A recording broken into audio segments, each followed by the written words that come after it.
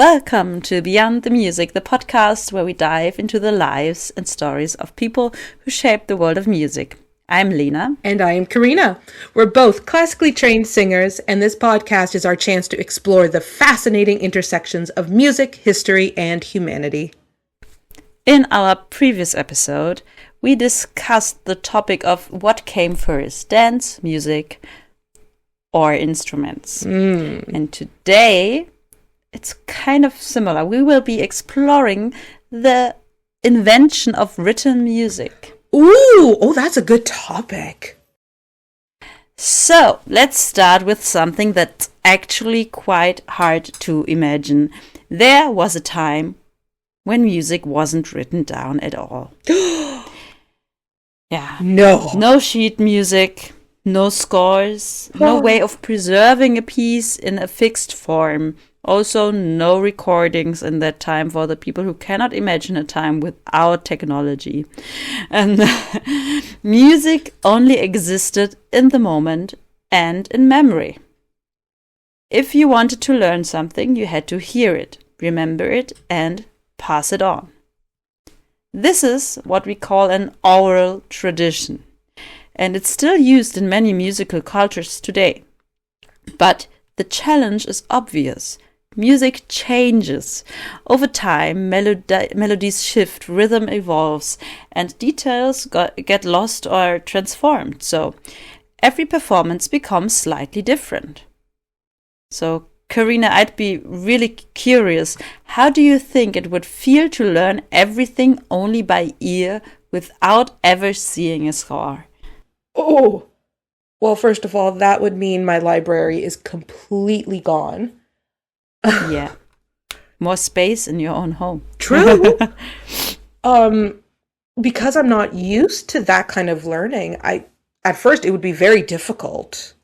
But I think eventually it would become like a second nature almost. I think it's a fascinating talent to have. I mean, we do that, although I would say most of us do that already kind of in a mixed form. Yeah. We are listening to form. recordings of pieces we want to learn. Yeah. It's a little bit faster to learn with a recording, but still I do need the score to really see also what's happening. Well, also to make sure that you are learning it correctly. Yeah. So without that, it would be quite hard. Yes, and scary. But I also think it wouldn't have evolved the music like it is because it would be too hard to just transport it orally. Yeah. So the first real attempts to write music down appeared in the early Middle Ages, mainly in the context of church music. And they looked very different from what we use today. These early symbols are called neumes, or in German, Neumen. So the word is in English and German, it's quite similar. It sounds very similar to notes. Neumann, yeah. Notes. Yeah, well, probably it came from that, I guess. Yeah. Oh, cool. Neumes didn't show exact notes. They didn't tell you pitch precisely, and they didn't include rhythm. Instead, they indicated the general shape of the melody, whether it moved up, down, or stayed the same. So they weren't a full musical system. They were more like reminders, helping singers recall melodies they already knew. So, do you think that would actually make performing more free or more stressful because nothing is clearly fixed, Karina?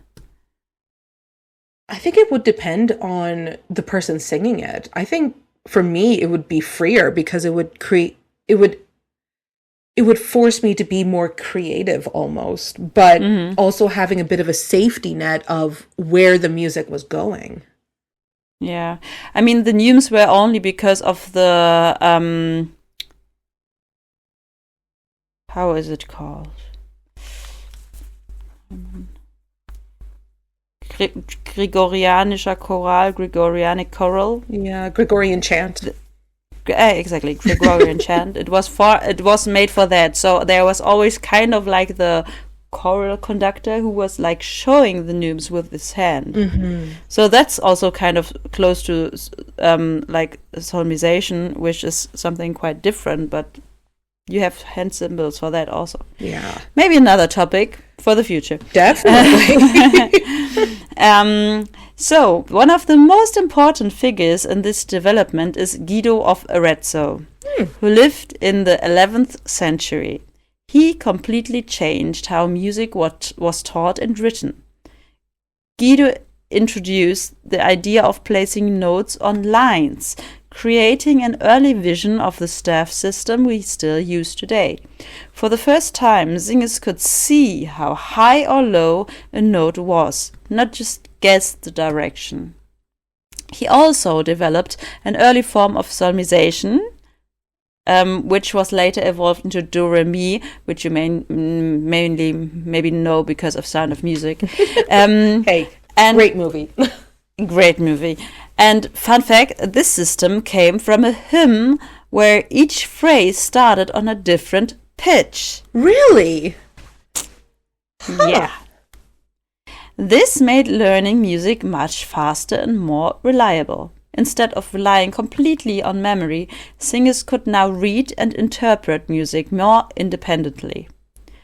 Once music could be written down more precisely, it completely transformed musical culture. Music could now be preserved across generations.